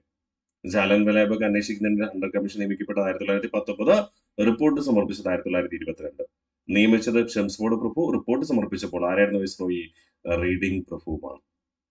ഈ ഹണ്ടർ എന്ന പേരിൽ മറ്റൊരു കമ്മീഷൻ നമ്മൾ പഠിക്കാറുണ്ട് അല്ലെ? ഹണ്ടർ കമ്മീഷൻ 1882 ഒരു ഹണ്ടർ കമ്മീഷൻ ഉണ്ട്. അത് വിദ്യാഭ്യാസ കമ്മീഷനാണ്. ഹണ്ടർ എന്ന വിദ്യാഭ്യാസ കമ്മീഷൻ നിയമിക്കപ്പെട്ടത് 1882 ആരുടെ കാലഘട്ടത്ത്? റിപ്പൺ പ്രഭുവിന്റെ കാലഘട്ടത്ത്. അതും മനസ്സിലുണ്ടാവട്ടെ. ഓക്കെ, നമ്മൾ പഠിച്ചതാണ്, ഓർമ്മ വന്നു എന്ന് ഞാൻ കരുതുന്നു. ഓക്കെ അല്ലേ? അടുത്ത ക്രിസ്ത്യൻ വൈസ്രോയി എന്നറിയപ്പെടുന്നതാണ്. ഓപ്ഷൻ എ കഴ്സൺ പ്രഭു, ഓപ്ഷൻ ബി മൗണ്ട് ബാറ്റൻ പ്രഭു, ഓപ്ഷൻ സി റീഡിംഗ് പ്രഭു, ഓപ്ഷൻ ഡി ഇർവിൻ പ്രഭു. ക്രിസ്ത്യൻ വൈസ്രോയി എന്നറിയപ്പെടുന്ന ആരാണ്? യെസ്, ആൻസറിലേക്ക് പോയാൽ അത് ഓപ്ഷൻ ഡി ആണ്, ഇർവിൻ പ്രഭു ആണ്. ഇവിടെ ക്രിസ്ത്യൻ എന്ന് ഉദ്ദേശിക്കുന്നത് കത്തോലിക്ക ക്രിസ്ത്യാനികൾ എന്നാണ് കേട്ടോ. കത്തോലിക്ക ക്രിസ്ത്യാനി എന്നാണ് ഉദ്ദേശിക്കുക. അപ്പൊ മറ്റുള്ളവരൊക്കെ ഏത് മതവിശ്വാസികളാണ് സാറേ എന്ന് നിങ്ങൾ ചിലപ്പോൾ ഡൗട്ട് വരാം അല്ലെ? മറ്റുള്ളവരൊക്കെ എന്ത് മതവിശ്വാസികളാണ് നമ്മൾ പഠിച്ചിട്ടുണ്ട്, പറഞ്ഞേ കേൾക്കട്ടെ. ആംഗ്ലിക്കൻ സഭയില് പ്രൊട്ടസ്റ്റന്റ് സഭാവിഭാഗമായ ആംഗ്ലിക്കൻ സഭയിലെ അംഗങ്ങളാണ് മറ്റുള്ളവർ. ആംഗ്ലിക്കൻ സഭയിലെ അംഗങ്ങളാണ് മറ്റ് വൈസ്രോയിമാർ. ഈ ആംഗ്ലിക്കൻ സഭയിൽ അംഗമാണെങ്കിൽ മാത്രമേ ബ്രിട്ടനിൽ രാജാവോ രാജ്ഞിയോ ആയി അധികാരത്തിലേറാൻ കഴിയുമായിരുന്നുള്ളൂ എന്നതും കൂട്ടി വായിക്കണം കേട്ടോ. നിങ്ങൾ വെൽഡസ്റ്റ് പഠിക്കുമ്പോൾ ആ കാര്യം പഠിക്കും. ആംഗ്ലിക്കൻ സഭയിൽ അംഗമാണെങ്കിൽ മാത്രമേ എന്തേലും കഴിയത്തുള്ളൂ, ബ്രിട്ടീഷ് രാജാവോ അല്ലെങ്കിൽ ബ്രിട്ടീഷ് രാജ്ഞിയായിട്ട് കിരീടധാരണം നടത്താൻ കഴിയുകയുള്ളൂ. മറ്റ് പ്രൊട്ടസ്റ്റന്റ് മതവിഭാഗമോ അല്ലെങ്കിൽ മറ്റേതെങ്കിലും മതവിഭാഗത്തിലുള്ള വ്യക്തികൾ എന്ത് ചെയ്യില്ല? ബ്രിട്ടനിൽ രാജാവോ രാജ്ഞിയോ ആയി നിയമിക്കില്ല. അടുത്ത ചോദ്യത്തിലേക്ക് പോവാം. കുറ്റം ചുമത്താതെയും വിചാരണ കൂടാതെയും ഏതൊരാളെയും ജയിലിലടയ്ക്കാൻ ഗവൺമെന്റിനെ അധികാരപ്പെടുത്തിയ നിയമം? Government of India act 1935, Rowlatt act, Minto Morley ഭരണപരിഷ്കാരം, ക്യാബിനറ്റ് മിഷൻ. ഉത്തരം എന്താണ്? സിമ്പിൾ ആണ്, നമുക്ക് കിട്ടും അല്ലെ? റൗലത്ത് നിയമം. ഈ റൗലത്ത് എന്ന് പറയുന്ന വ്യക്തി എഴുതി തയ്യാറാക്കിയ നിയമം ആയതുകൊണ്ടാണ് അതിനെ റൗലത്ത് നിയമം എന്ന് വിളിക്കുക. റൗലത്ത് നിയമം 1919 കൊണ്ടുവന്നത്. ഈ റൗലത്ത് നിയമത്തിന്റെ യഥാർത്ഥ പേര് അല്ലെങ്കിൽ ഔദ്യോഗിക പേരെന്തെന്ന് നിങ്ങൾക്ക് അറിയാമോ? Anarchical revolutionary crime act. Anarchical അരാജകത്വവും റവല്യൂഷൻ വിപ്ലവവും കുറ്റകരമാക്കുന്ന നിയമമാണ് അനാർക്കിയൽ റവല്യൂഷണറി ക്രൈം ആക്ട്. ഇതാണ് റൗലത്ത് ആക്ടിന്റെ ഒഫീഷ്യൽ ആയിട്ടുള്ള പേര്. നമ്മൾ ദേശീയ പ്രസ്ഥാനം പഠിക്കുമ്പോൾ പഠിക്കും കേട്ടോ. അപ്പോൾ റൗലത്ത് ആക്ടിന്റെ ഔദ്യോഗിക പേരെന്താണ്? Anarchical revolutionary crime act. അരാജകത്വമോ വിപ്ലവ പ്രവർത്തനമോ നടത്തുന്നവരെ വിചാരണ കൂടാതെ 2 വർഷം വരെ, വിചാരണ കൂടാതെ എത്ര? 2 വർഷം വരെ തടവിൽ പാർപ്പിക്കാൻ സഹായിക്കുന്ന നിയമമായിരുന്നു റൗലത്ത് നിയമം. ഓക്കെ, അടുത്ത ചോദ്യത്തിലേക്ക് പോവാം. 1940 ആരംഭിച്ച വ്യക്തി സത്യാഗ്രഹത്തിന് വേണ്ടി ഗാന്ധിജി ആദ്യം തിരഞ്ഞെടുത്തത് ആരെയാണ്? വ്യക്തി സത്യാഗ്രഹം ആരംഭിക്കാനുള്ള കാരണം നമ്മൾ കുറച്ചു മുമ്പ് പറഞ്ഞിട്ടുണ്ടായിരുന്നു. 1940 ഓഗസ്റ്റ് മാസം 8-ാം തീയതി ആ സമയത്തെ വൈസ്രോയി ആയിരുന്ന ലിൻഡോ പ്രഭു ഓഗസ്റ്റ് ഓഫർ നടത്തി. എന്താണ് ഓഗസ്റ്റ് ഓഫർ?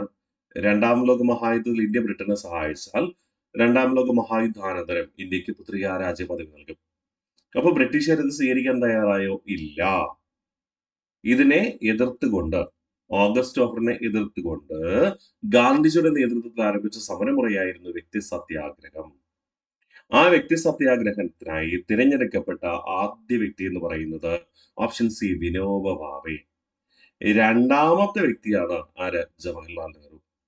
ഇനി ആദ്യ കേരളീയൻ, വ്യക്തി സത്യാഗ്രഹത്തിന് വേണ്ടി ഗാന്ധിജി തിരഞ്ഞെടുത്ത ആദ്യ കേരളീയൻ എന്നാണ് ചോദ്യമെങ്കിൽ ആൻസർ എന്തായിട്ട് മാറും? കെ കേളപ്പനായിട്ട് മാറും. ആദ്യ കേരളീയൻ ആരെന്ന് ചോദിച്ചാൽ കെ കേളപ്പനുമാണ്. ഓക്കെ, അപ്പൊ 1940 ആരംഭിച്ച വ്യക്തി സത്യാഗ്രഹത്തിന് വേണ്ടി ഗാന്ധിജി ആദ്യം തിരഞ്ഞെടുത്തത് ആരെ? വിനോബ ഭാവെ. രണ്ടാമത്തെ വ്യക്തി ജവഹർലാൽ നെഹ്റു. ആദ്യ കേരളീയൻ ആരാണ്? കെ കേളപ്പനുമാണ്. ഈ വ്യക്തി സത്യാഗ്രഹം ആരംഭിക്കാനുള്ള സാഹചര്യം എന്താണ്? ഓഗസ്റ്റ് ഓഫർ പരാജയപ്പെട്ടത്. ഓഗസ്റ്റ് ഓഫർ മുന്നോട്ട് വെച്ചാര? ലിങ്തോ പ്രഭു ആണ് അല്ലെ? നമ്മൾ ലിങ്തോ പ്രഭുവിനെ കുറിച്ച് കുറച്ച് മുമ്പ് പറഞ്ഞു. അദ്ദേഹമാണ് ഓഗസ്റ്റ് ഓഫർ മുന്നോട്ട് വെച്ചത്. ശരിയല്ലേ? അടുത്ത ചോദ്യത്തിലേക്ക് പോവാം. ഭരണഘടനാ അസംബ്ലി രൂപീകരിച്ചത് ഡാഷിന്റെ വ്യവസ്ഥ അഥവാ നിർദ്ദേശങ്ങൾ അനുസരിച്ചാണ്. ഏത് സമിതിയുടെ അല്ലെങ്കിൽ ഏത് നിയമത്തിന്റെ അടിസ്ഥാനത്തിലാണ് ഭരണഘടനാ അസംബ്ലി രൂപീകരിച്ചതെന്നാണ് ചോദ്യം. Objective resolution 1946, cabinet mission plan 1946, government of India act 1935, Indian independence act 1947. ഈ ഒബ്ജക്റ്റീവ് റെസൊല്യൂഷൻ എന്ന് പറയുന്നത് ഇന്ത്യൻ ഭരണഘടനാ നിർമ്മാണ സമിതിയിലെ ലക്ഷ്യപ്രമേയം ഭരണഘടന എങ്ങനെയായിരിക്കണമെന്ന് കാഴ്ചപ്പാടുകൂടി അവതരിപ്പിച്ചതാണ്. അത് ഭരണഘടനാ നിർമ്മാണ സമിതിയുമായിട്ട് ബന്ധമില്ല. ക്യാബിനറ്റ് മിഷൻ പ്ലാൻ 1946, തീർച്ചയായിട്ടും അതാണ് ആൻസർ ആയിട്ട് വരിക. 1946 ക്യാബിനറ്റ് മിഷന്റെ നിർദ്ദേശപ്രകാരമായിരുന്നു 2 സമിതികൾ രൂപീകരിക്കാൻ ആവശ്യപ്പെട്ടത്. ഒന്ന്, ഒരു താൽക്കാലിക മന്ത്രിസഭ അല്ലെങ്കിൽ ഇടക്കാല മന്ത്രിസഭ രൂപീകരിക്കാൻ ആവശ്യപ്പെട്ടു. 2, ഭരണഘടനാ നിർമ്മാണ സമിതി.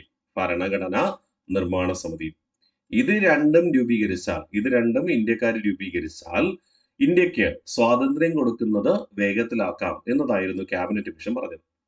അങ്ങനെ ക്യാബിനറ്റ് മിഷന്റെ ആഗമനത്തോടു കൂടി 1946 സെപ്റ്റംബർ മാസം 2-ാം തീയതി ഇടക്കാല മന്ത്രിസഭ അഥവാ താൽക്കാലിക മന്ത്രിസഭ രൂപീകരിച്ചു. 1946 ഡിസംബർ 6-ാം തീയതി എന്ത് ചെയ്തു? ഭരണഘടനാ നിർമ്മാണ സമിതി രൂപീകരിച്ചു. അതേ തുടർന്ന് ക്യാബിനറ്റ് മിഷൻ ബ്രിട്ടീഷ് പാർലമെന്റിന് അഥവാ ബ്രിട്ടീഷ് പ്രധാനമന്ത്രിക്ക് റിപ്പോർട്ട് ചെയ്തു. നമ്മളെ ലക്ഷ്യം, നമ്മൾ പറഞ്ഞ കാര്യങ്ങൾ ഇന്ത്യക്കാർ ചെയ്തിട്ടുണ്ട്. അതുകൊണ്ടാണ് 1947 ഫെബ്രുവരി മാസം 20-ാം തീയതി അപ്പോഴത്തെ ബ്രിട്ടീഷ് പ്രധാനമന്ത്രിയായിരുന്ന ലേബർ പാർട്ടിയുടെ വ്യക്താവായ ആര്? നമ്മുടെ ക്ലെമന്റ് അറ്റ്ലി ഇന്ത്യക്ക് സ്വാതന്ത്ര്യം നൽകുമെന്ന് പ്രഖ്യാപിക്കുന്നത്. സ്വാതന്ത്ര്യ പ്രഖ്യാപനം വേഗത്തിലാക്കുന്നതിന് വേണ്ടി, നടപടികൾ വേഗത്തിലാക്കുന്നതിന് വേണ്ടിയിട്ട് ഇംഗ്ലണ്ടിന്റെ ഏറ്റവും കൂടുതൽ കാലം കരസേന മേധാവിയായിരുന്ന മൗണ്ട് ബാറ്റൺ അദ്ദേഹം ഇന്ത്യയിലേക്ക് അയക്കുകയും ചെയ്തു. അല്ലെ? നമ്മൾ വ്യക്തമായി തന്നെ പഠിച്ചിട്ടുണ്ട്, മനസ്സിലുണ്ട് എന്ന് ഞാൻ കരുതുന്നു. Okay, yes. അടുത്ത ചോദ്യത്തിലേക്ക് പോവാം. ഹെൻറി ക്യാമ്പൽ അധ്യക്ഷനായ ക്ഷാമ കമ്മീഷൻ നിയമിക്കപ്പെടുന്നത്. ഹെൻറി ക്യാമ്പൽ അധ്യക്ഷനായ ക്ഷാമ കമ്മീഷൻ. ഹെൻറി ക്യാമ്പൽ അധ്യക്ഷനായ ക്ഷാമ കമ്മീഷൻ എന്നാണ്? Option A 1861, option B 1865, option C 1866, option D 1869. ഇവിടെ ആൻസർ എന്ന് പറയുന്നത് 1866 ആരുടെ കാലഘട്ടത്ത്? ജോൺ ലോറൻസിന്റെ കാലഘട്ടം. ജോൺ ലോറൻസിന്റെ കാലഘട്ടത്താണ് ആരെ നിയമിക്കുന്നത്? ഹെൻറി ക്യാമ്പൽ ക്ഷാമ കമ്മീഷനെ നിയമിക്കുക. ഹെൻറി ക്യാമ്പൽ ക്ഷാമ കമ്മീഷനെ നിയമിക്കുക. സെറ്റാണ്. ഇനി അടുത്ത ചോദ്യത്തിലേക്ക് നമുക്ക് പോകാം. ഇന്ത്യൻ കൗൺസിൽ നിയമം നടപ്പിലാക്കുന്നതിന്റെ ഭാഗമായി 1861 പോർട്ട്ഫോളിയോ സംവിധാനം കൊണ്ടുവന്ന ആരാണ്? എന്താണ് ഈ പോർട്ട്ഫോളിയോ സംവിധാനം? വകുപ്പ് തല ഭരണ സംവിധാനം. വകുപ്പ് തല ഭരണ സംവിധാനത്തെയാണ് നമ്മൾ പോർട്ട്ഫോളിയോ സമ്പ്രദായം എന്ന് വിളിക്കുക. ഈ വകുപ്പ് തല സംവിധാനത്തിന് തുടക്കം കുറിച്ചത് 1858 ആരായിരുന്നു? കാനിങ് പ്രഭു ആയിരുന്നു. ആ വകുപ്പുതല ഭരണ സംവിധാനം അഥവാ പോർട്ട്ഫോളിയോ സംവിധാനം അംഗീകരിച്ചത് 1861 ഇന്ത്യൻ കൗൺസിൽ നിയമപ്രകാരം. ആ സമയത്തും ഇന്ത്യയുടെ വൈസ്രോയി ആര് തന്നെ? കാനിങ് പ്രഭു തന്നെ. അപ്പോ ആൻസർ എന്ത് തന്നെ? ഓപ്ഷൻ ഡി, കാനിങ് പ്രഭു. അപ്പൊ അവിടെ ഓർമ്മിക്കണം, വകുപ്പുതല ഭരണ സംവിധാനം അഥവാ പോർട്ട്ഫോളിയോ സമ്പ്രദായത്തിന് തുടക്കം കുറിച്ചത് 1858 കാനിങ് പ്രഭു ആണ്. അത് ഏത് നിയമം വഴിയാണ് അംഗീകരിക്കപ്പെട്ടതെന്ന് ചോദിച്ചാൽ 1861 ഇന്ത്യൻ കൗൺസിൽ നിയമം അഥവാ ഒന്നാം ഇന്ത്യൻ കൗൺസിൽ നിയമപ്രകാരമാണ് അംഗീകരിക്കപ്പെടുക. ഓക്കെ, ദെൻ അടുത്ത ചോദ്യത്തിലേക്ക് നമ്മൾ പോകുന്നു. ഹിന്ദുക്കൾക്കും മുസ്ലിങ്ങൾക്കും വെവ്വേറെ ഇലക്ട്രേറ്റ് ഏർപ്പെടുത്തിയ നിയമം ഏത്? Option A government of India act 1919, option B Indian council നിയമം 1892, ഓപ്ഷൻ സി ഇന്ത്യൻ സ്വാതന്ത്ര്യ നിയമം 1947, ഓപ്ഷൻ ഡി മിന്റോ മോർലി ഭരണപരിഷ്കാരം 1909. മറ്റൊരു ചോദ്യം ഡയറക്റ്റ് ആയിട്ട് തന്നെ നമ്മൾ ചോദിച്ചിരുന്നു അല്ലെ? നമ്മളത് ചെയ്ത ക്വസ്റ്റ്യൻ ആണ്, മുൻവർഷ ചോദ്യമാണ്. മുസ്ലിങ്ങൾക്ക് പ്രത്യേക നിയോജക മണ്ഡലം ഏർപ്പെടുത്തിയ നിയമം ഏത്? 1909 മിന്റോ മോർലി ഭരണപരിഷ്കാരം. അതിന്റെ ഔദ്യോഗിക പേരെന്താണ്? 1909 ഇന്ത്യൻ കൗൺസിൽ നിയമവും. ഇന്ത്യൻ കൗൺസിൽ നിയമം 1909 ഇന്ത്യൻ കൗൺസിൽ നിയമം നമ്മൾ ആൾറെഡി പഠിച്ചതാണ് അല്ലെ? അതുകൊണ്ട് നിങ്ങൾക്ക് ഓർമ്മയിലുണ്ട്. Yes, very good. അടുത്ത ചോദ്യത്തിലേക്ക് പോവാം. ജാലിയൻ വാലാബാഗ് കൂട്ടക്കൊല നടക്കുമ്പോൾ ഇന്ത്യയുടെ വൈസ്രോയി ആരായിരുന്നു? Option A reading proof, option B Hardinge second, then C Chelmsford proof, option D Montagu proof. ആരാണ് ഇന്ത്യയുടെ വൈസ്രോയി ആയിരുന്നത്? വൈസ്രോയി ആണ് ചോദ്യം അല്ലെ? അപ്പൊ വൈസ്രോയി ആയിരുന്നത് ആരെന്ന് ചോദിച്ചാല് ചെംസ്ഫോർഡ് പ്രഭു ആണ്. ഇനി വൈസ്രോയിക്ക് പകരം ജാലിയൻ വാലാബാഗ് കൂട്ടക്കൊല നടക്കുമ്പോൾ ഇന്ത്യയുടെ സെക്രട്ടറി ഓഫ് സ്റ്റേറ്റ് ആരെന്ന് ചോദിച്ചാൽ മൊണ്ടേഗു പ്രഭു ആണ്. Secretary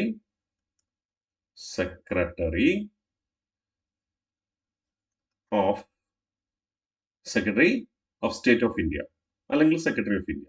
secretary of state of India എന്നാണ് ഔദ്യോഗിക പേര്. നമ്മൾ ബ്രിട്ടീഷ് ഇന്ത്യയുടെ സെക്രട്ടറി ഓഫ് സ്റ്റേറ്റ് എന്ന് വിളിക്കും. സെക്രട്ടറി ഓഫ് ഇന്ത്യ അല്ലെങ്കിൽ secretary of state of India ആരാണ്? മൊണ്ടേഗു.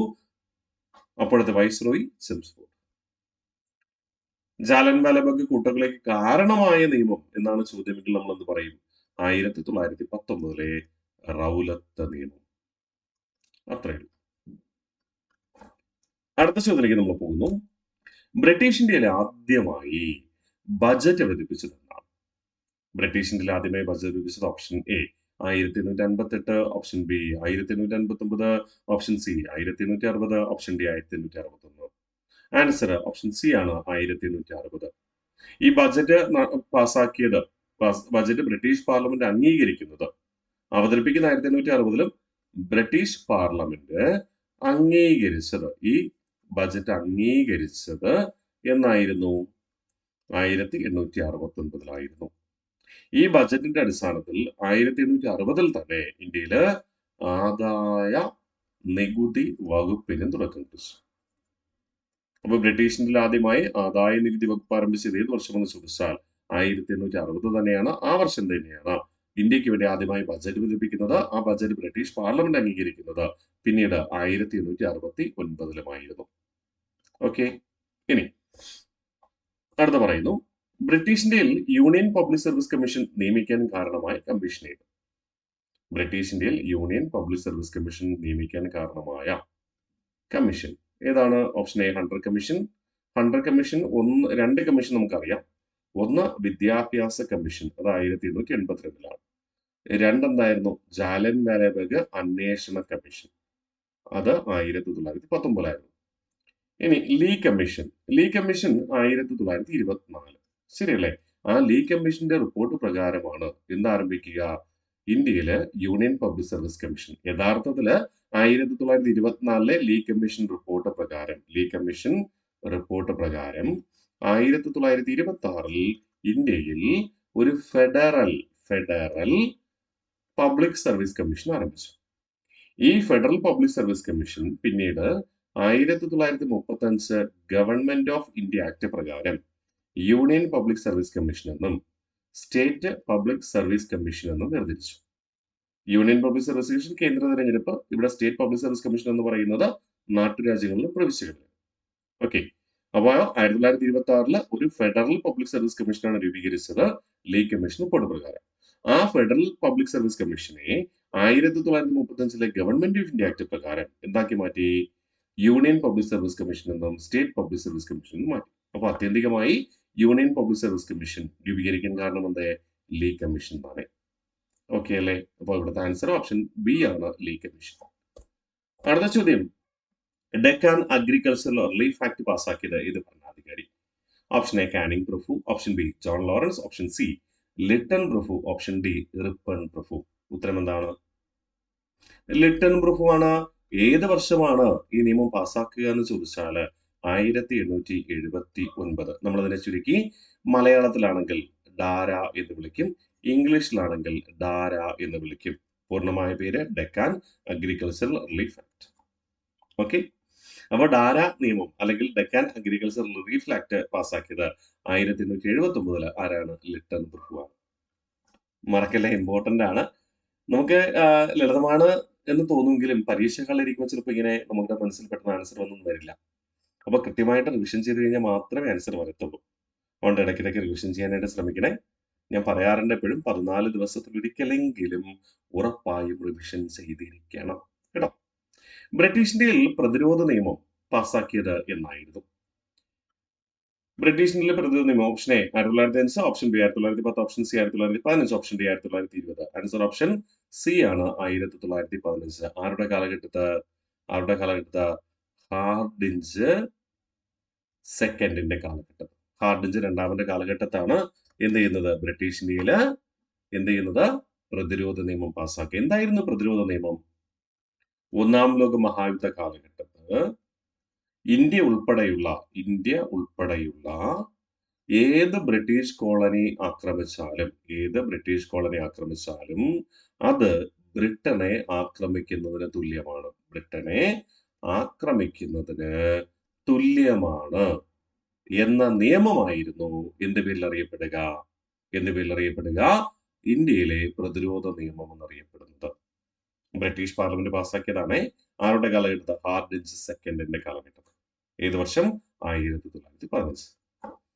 അടുത്ത പറയുന്നു, ബ്രിട്ടീഷ് ഇന്ത്യയിൽ രാജിവെച്ച ആദ്യ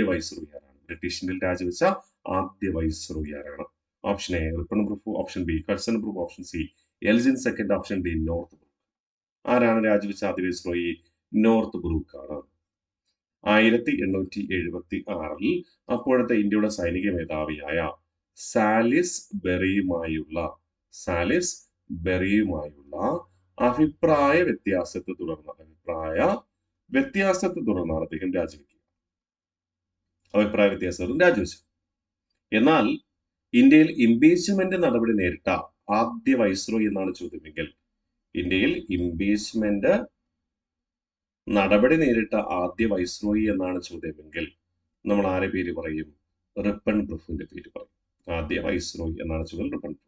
എന്നാൽ രാജിവെച്ച ആദ്യ വൈസ്രോയി ആരാണ്? 1876 നോർത്ത് ബ്രൂക്ക് സാലിസ്ബറി എന്ന സൈനിക മേധാവിയുമായുള്ള അഭിപ്രായ വ്യത്യാസത്തെ തുടർന്നു. ഈ സാലിസ്ബറിയാണ് 1876 1885 ഇന്ത്യൻ നാഷണൽ കോൺഗ്രസ് രൂപീകരിക്കുമ്പോൾ ബ്രിട്ടീഷ് പ്രധാനമന്ത്രിയായിരുന്നത്. കേട്ടോ. അടുത്ത, ബംഗാൾ വാടക നിയമം പാസാക്കിയ ബ്രിട്ടീഷ് ഭരണാധികാരി ആരാണ്? Option A Dufferin group, option B canning group, option C Ripon group, option D Chelmsford group. ഈ ബംഗാളിലെ വാടക നിയമം പാസാക്കുന്നത് 1859 ബംഗാളിലെ നീലം കർഷക സമരം അവസാനിപ്പിക്കുക എന്ന ലക്ഷ്യത്തോടു കൂടിയാണ്.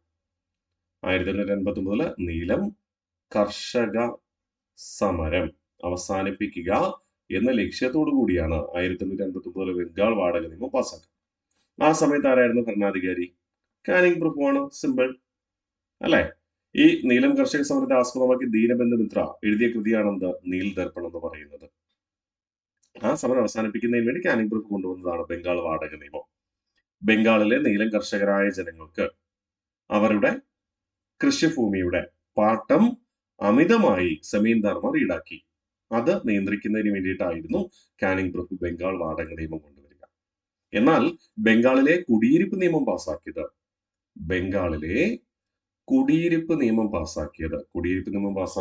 ഏത് വർഷമായിരുന്നു? 1885 ഡഫറിൻ പ്രഭുവാണ് എന്ന കാര്യം ഓർത്തു വെക്കുക. 1885 ഡഫറിൻ പ്രഭുവാണ്. ഓക്കെ. ഇർവിൻ പ്രഭുവിന്റെ ദീപാവലി പ്രഖ്യാപനം ഏത് വർഷമായിരുന്നു? Option A 1928, option B 1929, option C 1930, option D 1931. എന്നായിരുന്നു? 1921. എന്തായിരുന്നു ദീപാവലി പ്രഖ്യാപനം? ഇന്ത്യക്ക് പുത്രികാ രാജ്യ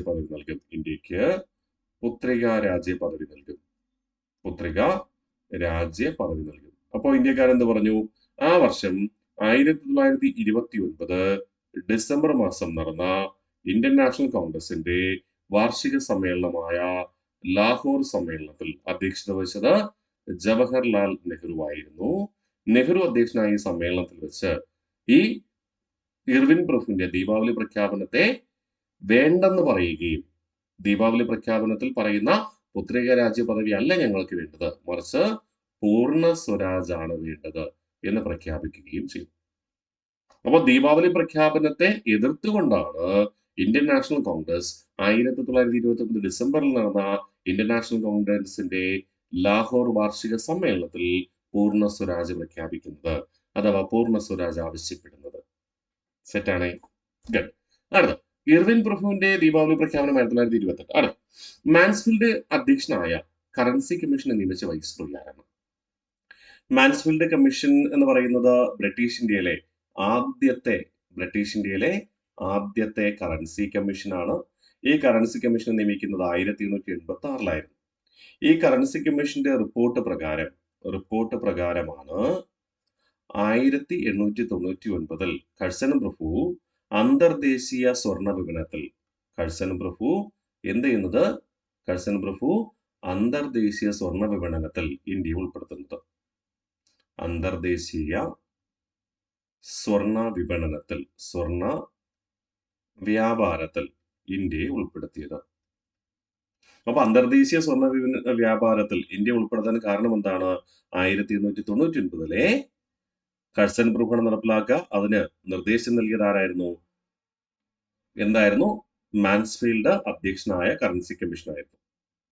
ഈ മാൻസ്ഫീൽഡ് കറൻസി കമ്മീഷന്റെ നിശ്ചയപ്രകാരമാണ് അല്ലെങ്കിൽ നിർദ്ദേശപ്രകാരമാണ് 1899 Indian coinage and paper currency നിയമം പാസ്സാക്കുന്നത്. അപ്പൊ അന്തർദേശീയ സ്വർണ്ണ വ്യാപാരത്തിൽ ഇന്ത്യയെ ഉൾപ്പെടുത്തിയതും കൂടാതെ രണ്ടാമത്തെ പോയിന്റ് എന്താണ്? 1899 ഇന്ത്യൻ കോയിനേജ്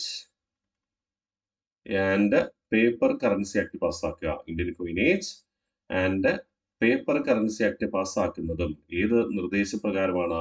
ഈ മാൻസ്ഫീൽഡ് അധ്യക്ഷനായ കറൻസി കമ്മീഷന്റെ നിർദ്ദേശപ്രകാരമാണ്. ഇവിടെ ചോദ്യം ഇതാണ്, മാൻസ്ഫീൽഡ് അധ്യക്ഷനെ കറൻസി കമ്മീഷനെ നിയമിച്ചത് 1886 ആ സമയത്ത് ആരാണ് വൈസ്രോയി? ഡൽഹൌസി ആണോ? അല്ല, അദ്ദേഹത്തിന്റെ കാലഘട്ടം 1848 തൊട്ട് 56 വരെയാണ്. അപ്പൊ അദ്ദേഹമല്ല. കാനിങ്ങിന്റെ കാലഘട്ടമോ 1856 തൊട്ട് 62 വരെ. അദ്ദേഹം ആയിരിക്കോ? അല്ല. റിപ്പന്റെ കാലഘട്ടം 1880 തൊട്ട് 84 വരെ. അദ്ദേഹം ആയിരിക്കോ? ഇല്ല. ഡഫറിൻ 1884 തൊട്ട് 88 വരെ. 84 88 ഇടയിലാണല്ലോ ഈ മാൻസ്ഫീൽഡ് കറൻസി കമ്മീഷൻ. അപ്പൊ ആരാണ് നിയമിച്ചത്? ഡഫറിൻ പ്രഭു ആണ്. ഓക്കെ, ഡഫറിൻ പ്രൂഫാണ്. അടുത്ത ചോദ്യത്തിലേക്ക് പോയാലോ? അടുത്ത, ഇന്ത്യയിൽ വെച്ച് സിവിൽ സർവീസ് പരീക്ഷ നടത്തുവാൻ നിർദ്ദേശിക്കപ്പെട്ട നിയമം ഏതാണ്? ഇന്ത്യയിൽ വെച്ച് സിവിൽ സർവീസ് പരീക്ഷ നടത്തുവാൻ നിശ്ചയിക്കപ്പെട്ട നിയമം. ഓപ്ഷൻ എ 1892 ഇന്ത്യൻ കൗൺസിൽ നിയമം. ഓപ്ഷൻ ബി 1909 ഇന്ത്യൻ കൗൺസിൽ നിയമം. Option C 1919 government of India act.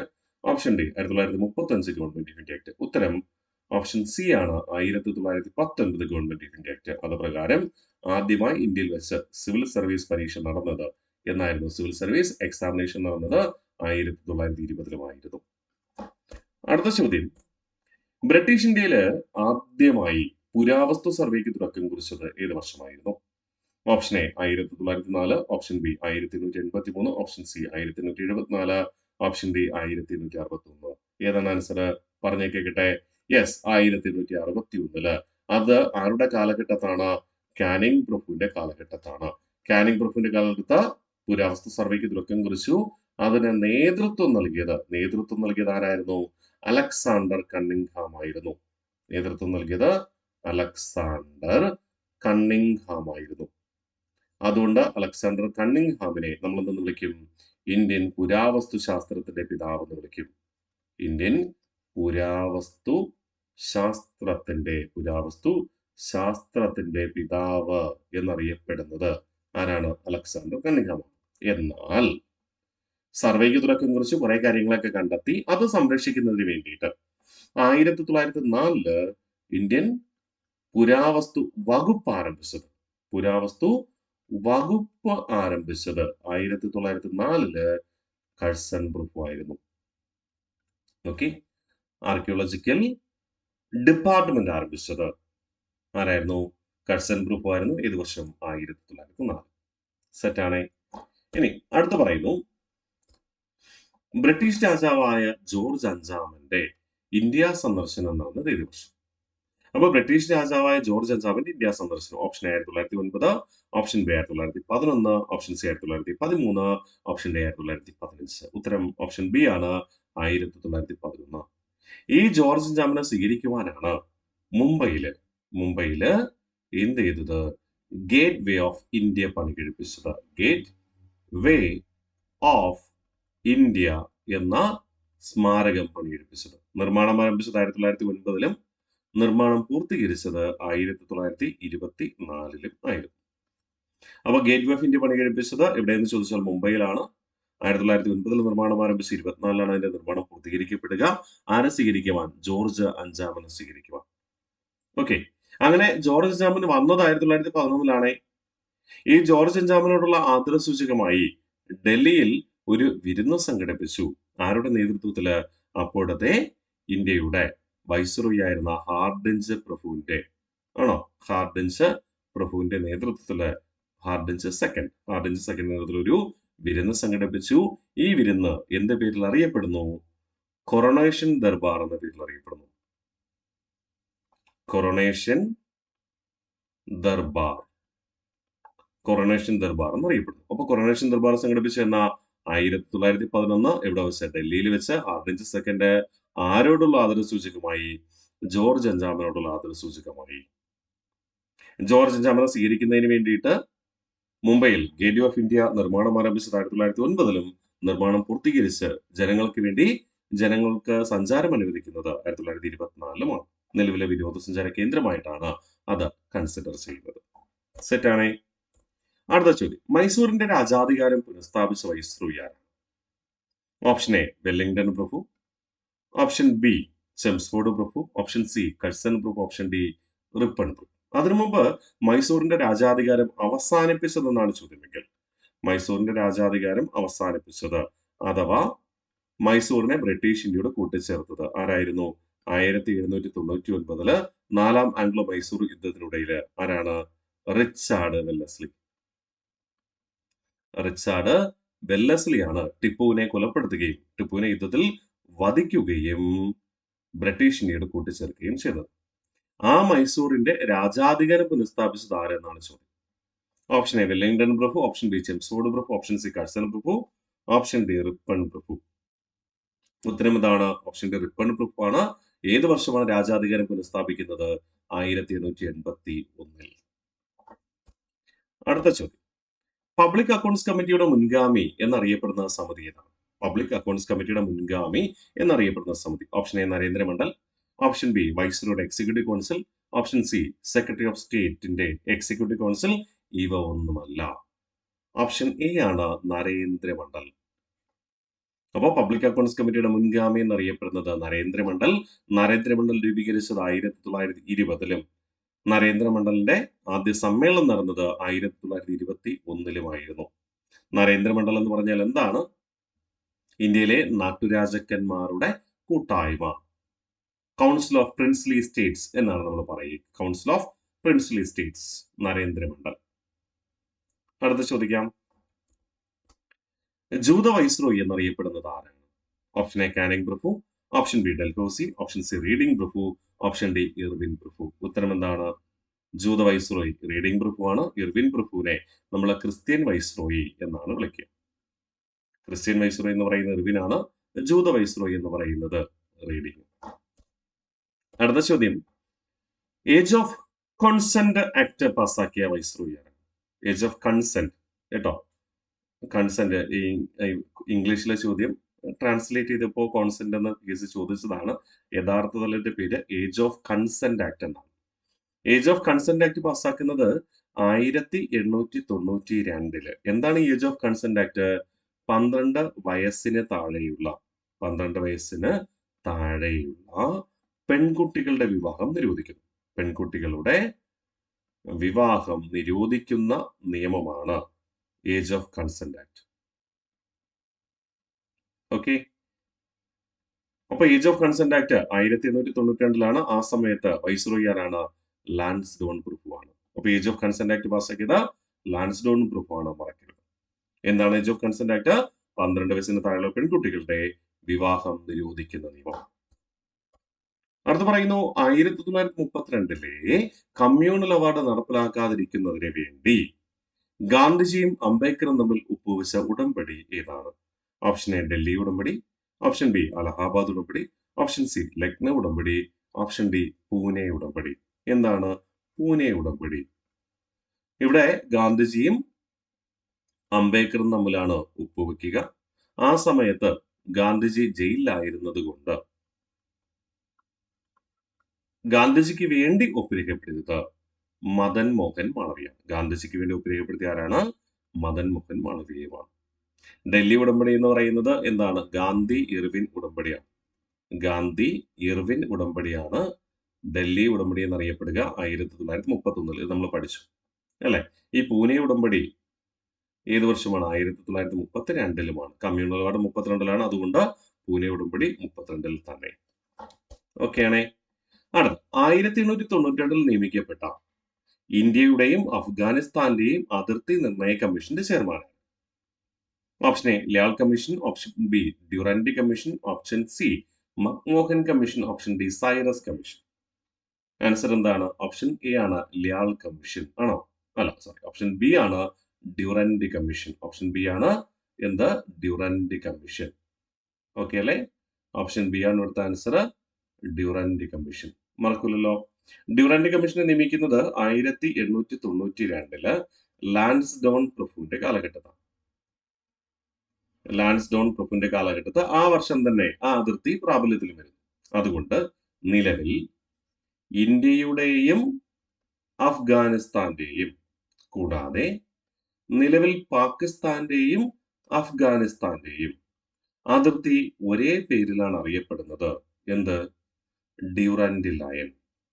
എന്ത് പേരിലാണ് അറിയപ്പെടുക? Durand line. നിലവിൽ ഇന്ത്യയുടെയും അഫ്ഗാനിസ്ഥാന്റെയും അതോടൊപ്പം നിലവിൽ പാകിസ്ഥാന്റെയും അഫ്ഗാനിസ്ഥാന്റെയും അതിർത്തി രേഖ ഒരേ പേരിൽ അറിയപ്പെടുന്നു, ഡ്യൂറൻഡ് ലൈൻ.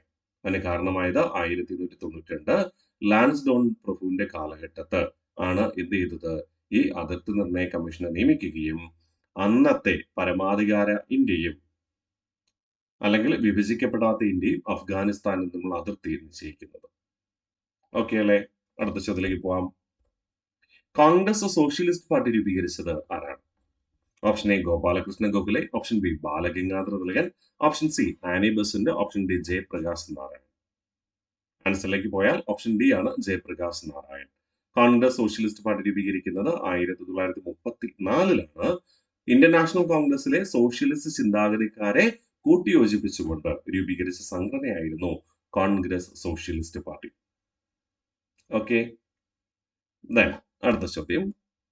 രാജഗോപാലാചാരിയുടെ CR ഫോർമുല ഏത് വർഷമാണ്?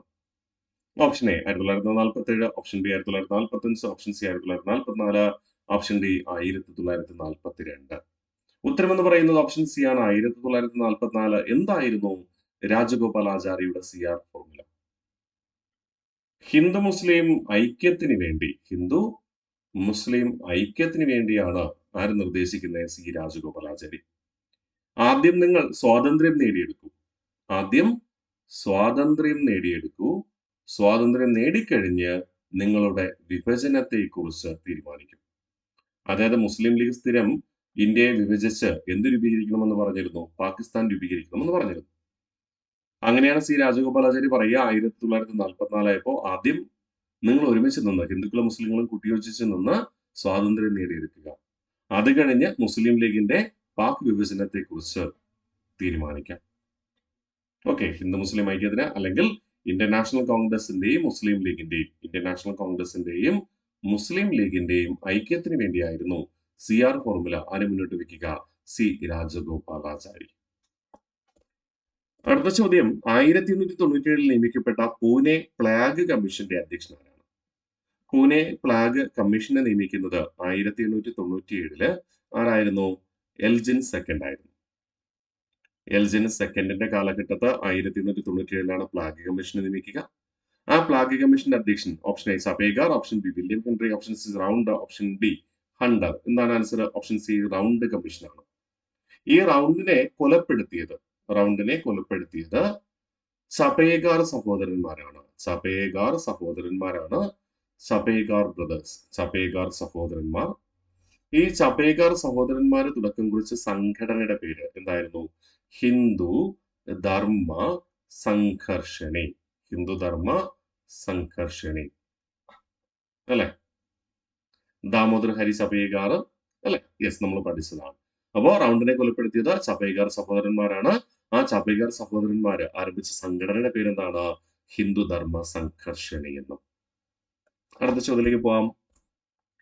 RBI രൂപീകരിക്കാൻ നിർദ്ദേശം നൽകിയ കമ്മീഷന്റെ അധ്യക്ഷൻ ആരായിരുന്നു? Option A William Sleeman, option B Butler, option C Simon, option D Hilton.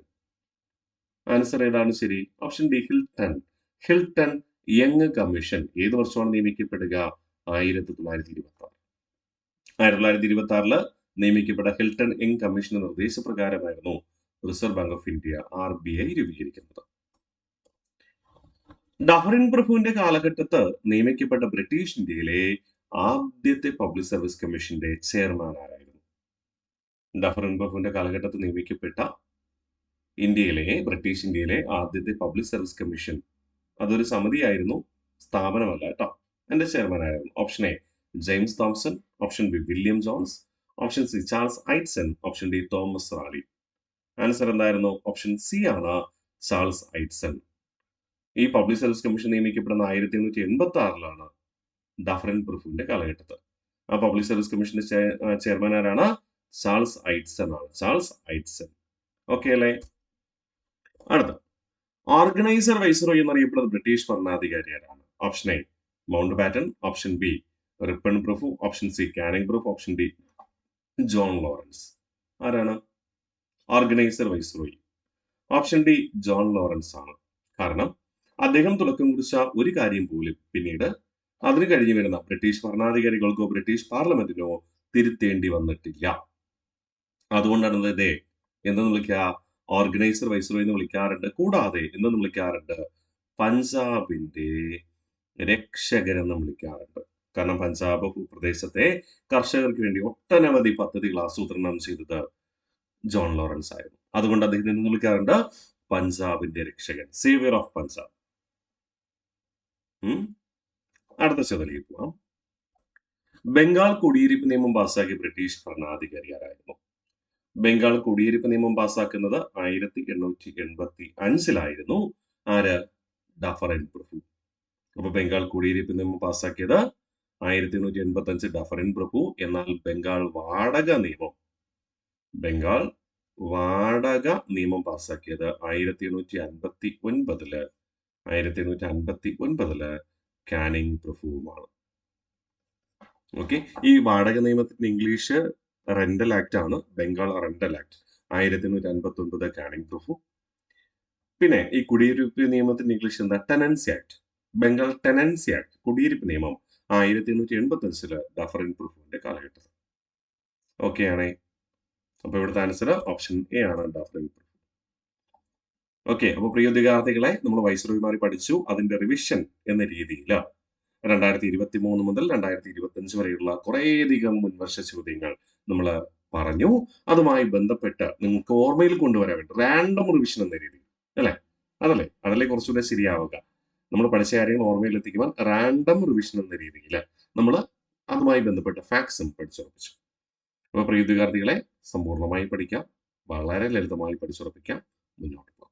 Be happy always. Okay അല്ലേ? അപ്പൊ ഇതുപോലെ നമുക്ക് ഓരോ സെക്ഷനും കൃത്യമായിട്ട് പഠിച്ച് റിവിഷൻ ചെയ്ത് മുന്നോട്ട് പോകണം. നമ്മൾ ഏതൊരു കാര്യം പഠിക്കുമ്പോഴും നിങ്ങൾ മനസ്സിലാക്കേണ്ട ഒരൊറ്റ കാര്യമുണ്ട്, ഇടയ്ക്കിടയ്ക്ക് റിവിഷൻ ചെയ്യണം. അതോടൊപ്പം മുൻവർഷ ചോദ്യങ്ങൾ പരിശോധിക്കണം. എങ്കിലേ PSCയുടെ ചോദ്യ നിലവാരം നമുക്ക് മനസ്സിലാക്കാൻ കഴിയത്തുള്ളൂ. ഓക്കെ അല്ലേ?